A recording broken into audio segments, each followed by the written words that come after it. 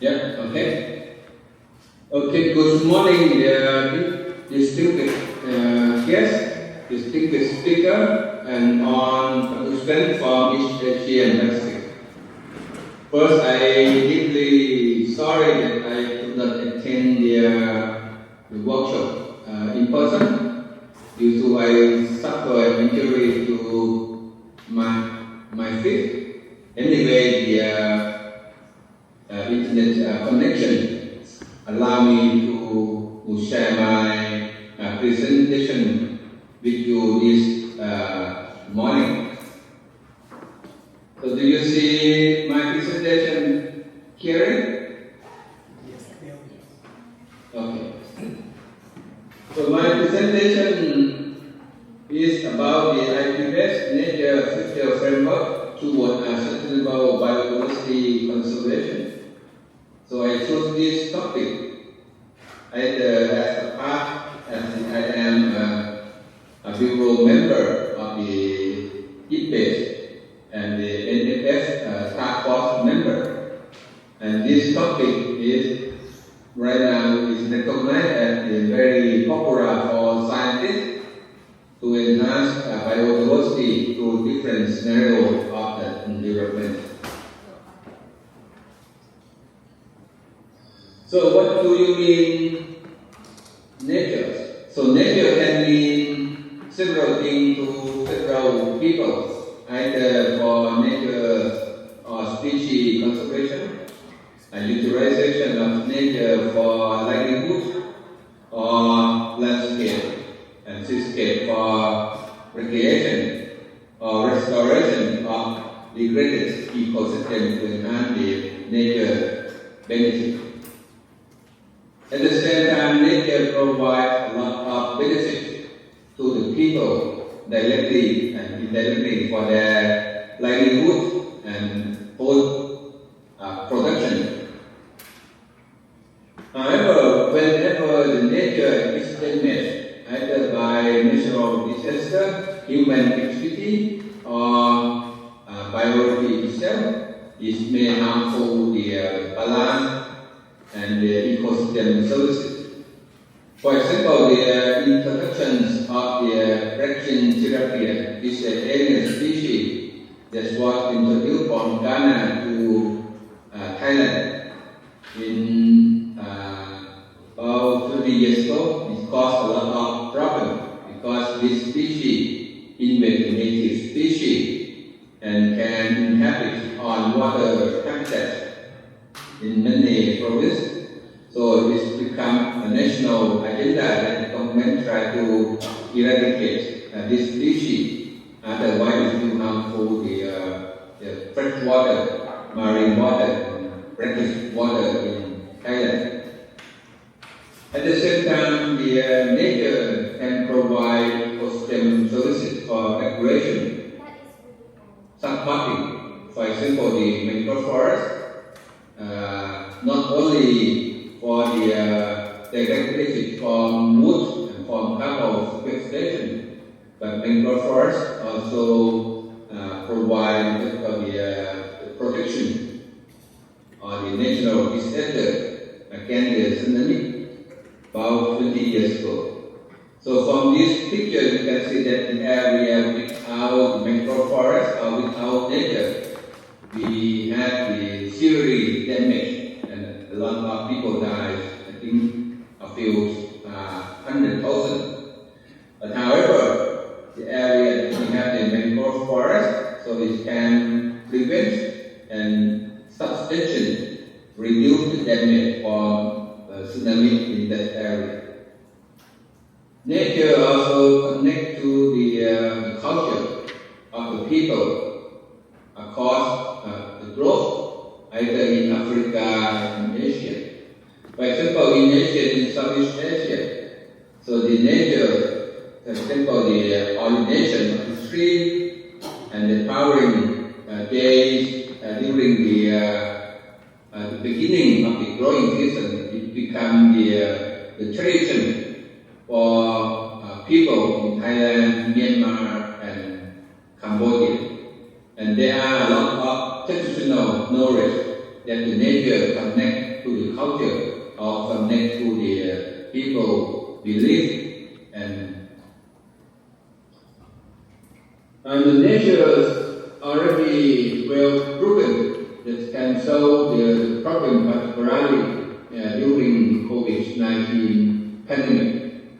So after the people have been locked down in the condominium and in the house, so the nature can provide the relaxation either in the city park, go to the rural area for activation, and the nature can have the important mechanism to provide the livelihood and provide income to the people, because a lot of people have been laid off from their work. This is an example that the tourism, nature tourism, is an important mechanism to boost economy, not only in Thailand, but also other countries in Southeast Asia, and it's become the main economic factor and contribution very high proportion in the GDP of Thailand economy. So what is the IES? IES is the intergovernmental organization similar to the IPCC under the UN. It was established in 2012. So right now we have, I think, almost 150 countries become the official member. So IES has a mission to promote biodiversity conservation and to enhance the ecosystem services to the people.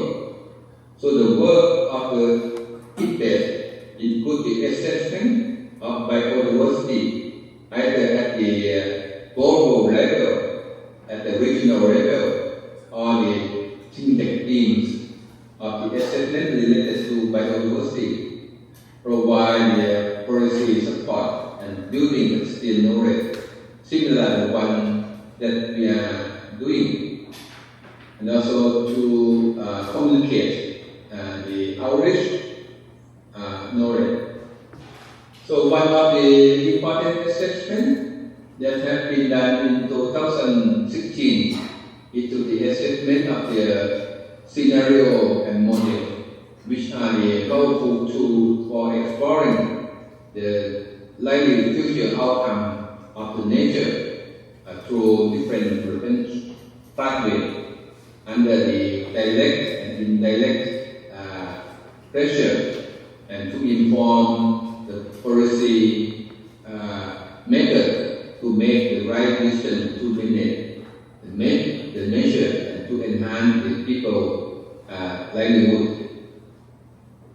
However, after the completion of the 2016 scenario and model, so many scientists and policy makers found that there are still some limitations of the previous scenario and model, because that assessment mainly focused on the impact of the direct and indirect driver on the nature and contribution of nature to the people. So there are a few or limited scenarios and assessment that focus or enhance the positive future or nature benefit to the people. And most of the scenario and models ignore the participation process of the indigenous people and local people. For example, the scenario of the climate change that you see on the bottom right picture. This one mainly used by the scientists and developed by the scientists, and is lack of the local participation. And in the other one, the research, the biodiversity assessment, so we found that the biodiversity and ecosystem is going to decline. More than 35% 85% of the region habitat have been used by the human, and the marine and coastal resources, particularly the coral reef, have been heavily damaged. For example, 2/3 of the coral reef in Great River have been damaged by the climate change, and about 1 million species will become threatened to extinction in the future. So the scientists agree that we need to transform the behavior of the human setting, and we need the new scenario to enhance the benefits of the nature to meet the outcome or the future outcome that has been proven during the COVID-19, that the human can adapt to change to the new condition. So I think many of you already read this interesting paper about the breaking the curve of the terrestrial biodiversity. So what does this paper mention?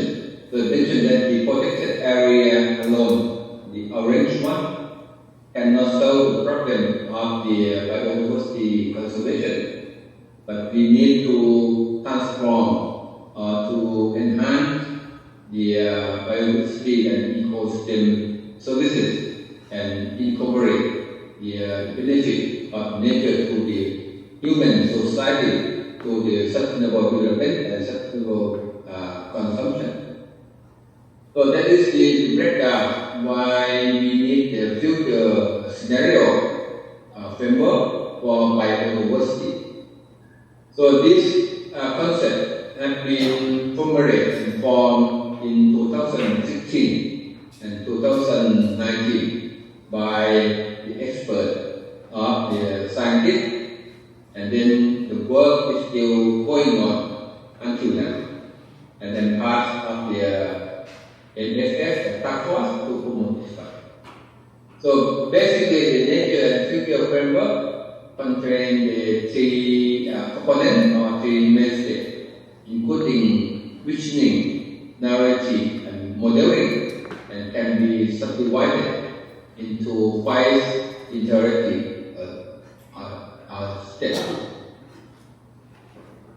So this future scenario, we try to enhance the 3 benefits of the nature, either nature for nature, nature for culture, and nature for society. And it doesn't matter that we have to equally allocate the benefit of triangle benefit equally. It depends on the situation and the mission and the needs of the stakeholder. Okay. So first we start with the visioning of the nature, what we want in the future. You can see as this one. Is in some area we can emphasize on nature for the protection, and in some area, in some cases, we may want to enhance the nature for society. In some area, we want to emphasize for nature for culture. For example, nature for nature, this one, if we are visioning for this one, so we put our effort for the biodiversity conservation, stick nature research to protect on species and on habitat. But in some area, the stakeholder would like to enhance the provision of nature for the benefit of the people, either in terms of the money or economic value. But in some cases, that the people connect to the nature and to the belief of nature, so they may want to connect and pay attention. The nature and nature framework is applicable on a habitat type, either ocean landscape, urban landscape, and also the rural landscape. You can So after visioning that have been developed by the stakeholder, so the next step is to write or to elaborate the storyline of the narrative. How we can achieve those vision that have been formed by the stakeholder, and then we can use either spatial modeling or non-spatial model to simulate the possible future that have been set and have been formed by the stakeholder. So you can see the picture on the right side that it is not necessary that in particular area or particular planning that we will have on benefit of nature equally at the center. This may tip towards to the nature for nature or nature for society or nature for culture. And the last one, it is also necessary to develop the indicator, either physical indicator or economic indicator to monitor or to assess the status and the trend of the visioning and the narrative that have been set. So this concept has been, even though it's still new, but this is already applied and implemented in several areas around the globe. For example, in Switzerland is very famous in the farming innovation and use technology and management of national park for tourism. So the government of Switzerland employ the nature future benefit to develop the scenario and the management framework in some protected area. So these are the case study, the dark blue. So you can see the proportion of the nature benefit and ecological infrastructure in each area are quite different. And the second one is the regional assessment. It's done across the European. So they would like to manage and to enhance protected area across the trans-European network to achieve the SDG in 2030 and the global biodiversity framework that they want to conserve 30% of the European area for biodiversity conservation, either by strict nature research or integrated protected area management, and then they use the spatial planning and the land use change scenario to develop several land use and land types to achieve the nature and future framework. And the other one is the application in northern Japan at the local scale for the farming system. So in some area, they want to enhance only nature for nature protection of the species and ecosystem. But in some area, they want to enhance the benefit of nature for society. Then there are a lot of the options for the management of the land use in that area. So in Thailand, I have the similar research that's what done in northern Thailand, in Nan province, which has a lot of problem or severe problem for the boom of the corn plantation throughout the province.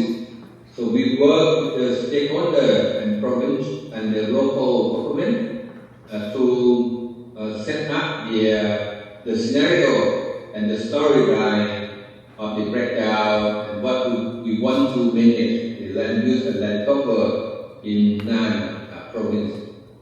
So based on the consultation, so we all agree that the future land use scenario in the province may go toward free development pathway.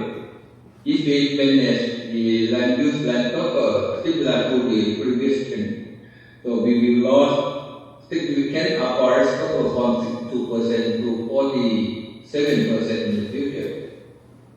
But if we have integrated management and try to incorporate both conservation and economic development, so we may lose a few percentage of forest cover, but this one can enhance the benefit from the agriculture production and tourism activity. But on the other hand, if the government put a lot of effort for watershed protection and biodiversity protection, protect on the high slope, on the watershed Class 1 and Class 2, even though we have more forest cover, but the benefit from the economic value and the connection between culture and nature may be less. So after we have the land use plan across the province in the future, so I have one master student try to use the future land use scenario at the local scale of the Nalong watershed, about 12 square kilometers, which is dominated by the mass plantation and mainly covered by forest, and this one is integrated on together. And we also try to incorporate the future climate change, what would happen if we have both the land use change and the climate change.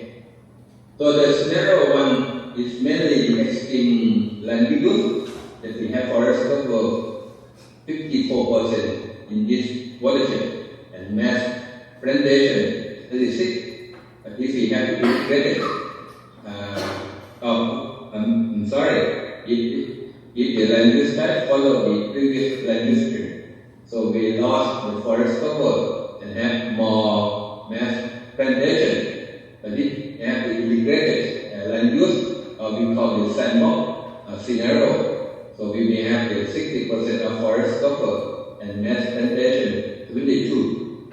So the above the scenario 4 is mean we incorporate the future climate change, and scenario 5 incorporate future climate change with the land use trend, and scenario 6 is the integrated land use and the climate change. In this area, after we do the modeling, and we also assess the impact of the future land use change using the SWOT model to predict the water use and sedimentation. So from this picture, you can see clearly that if we have integrated land use, that we can have the waterfall, I think at least 2 more months after the rainy season. So the people at downstream have opportunity to use the water for consumption and agriculture. And for the sedimentation, so the graph shows very clearly that the integrated land use significantly reduce the sedimentation from soil, topsoil erosion, either during the wet season and dry season. So for the monitoring of the future land use scenario, so we use both economic indicator and the physical indicator. So you can see this one, the economic outcome from different scenarios. The integrated land use scenario, we have higher benefit ratio and the net benefit from this land use practice. Even though we have the land use change, if we have the future climate change, temperature rise and more rainfall. So this scenario also very good compared to other land use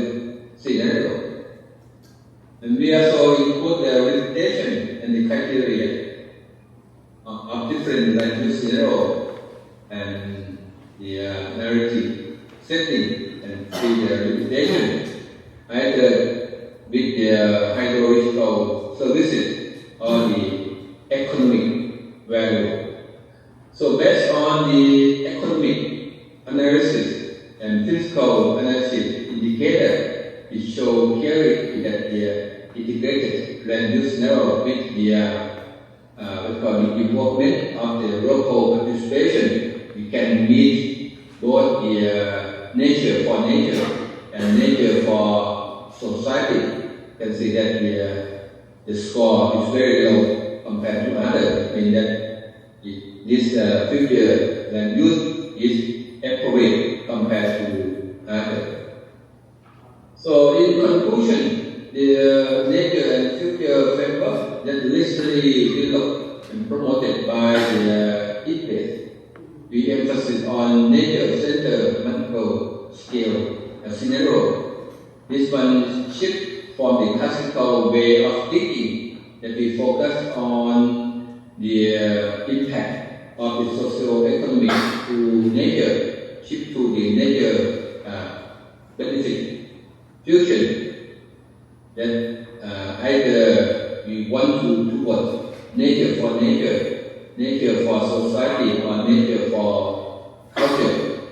And this approach applicable in on ecosystem type at different scale.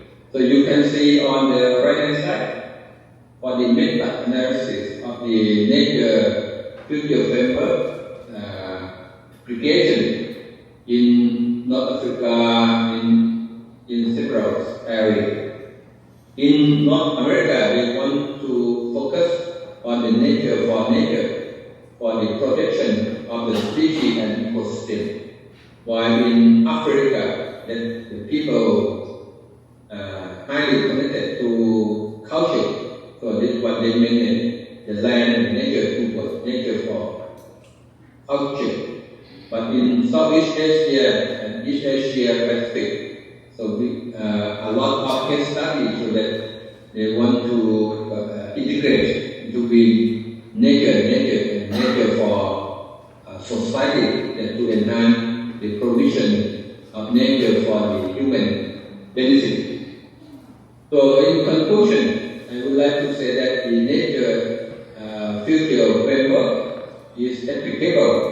And this is a promising tool that we can use to implement the CBD, the global future framework, and to achieve the vision of the CBD that is living in harmony with nature. So with that, I would like to stand again for the debate and would like to thank the Professor Kwon, Dr. Kim Yang-san, and Professor Henbao King to nominate me as the second principal for the International Ecological School after Professor Henbao King, who did a lot of great work and he is the master or the king of our society. So thank you very much for your attention.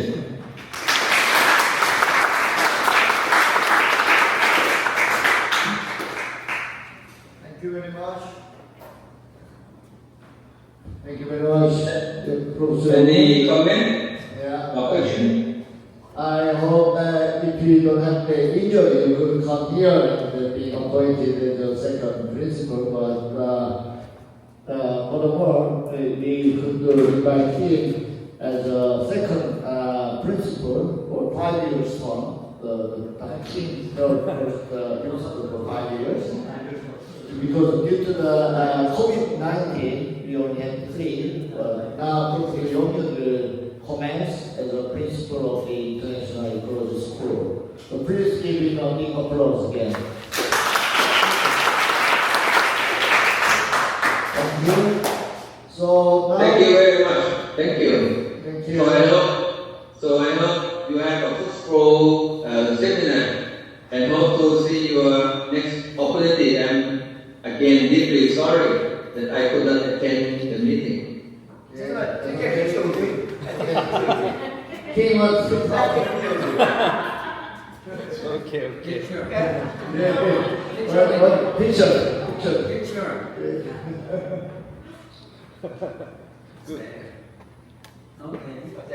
Okay, thank you very much.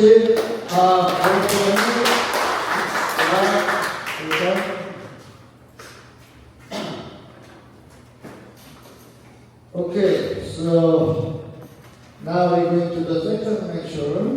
I think it's Vicky, right?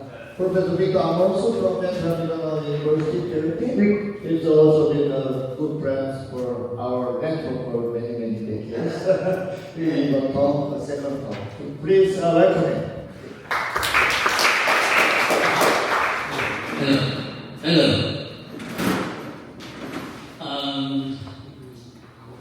A pleasant morning to each one of us.